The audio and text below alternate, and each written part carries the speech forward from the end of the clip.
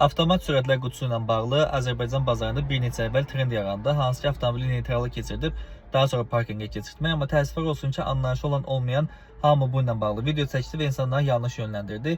Gəlin indi sizə doğru formada bunu necə eləmək lazımdır, onu göstərim. Gördüyünüz kimi avtomobil hal-hazırda drive modundadır və bir çox videoda bildirilir ki, ünvana çatdınız, avtomobili keçirirsiniz neytrala, əl eləcən çəkirsiniz.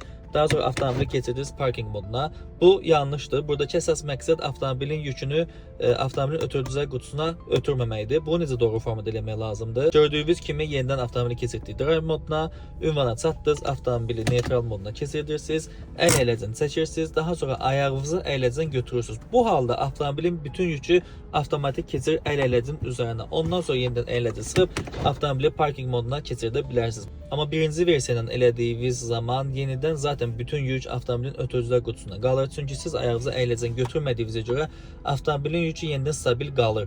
Yəni siz yenə də onu avtomobilin ötürücülər qutusuna ötürmüş olursunuz. Əl eləcən çəkəndən sonra mütləq şəkildə ayağınızı əyləcən götürürsünüz və daha sonra avtomobili parking moduna alırsınız.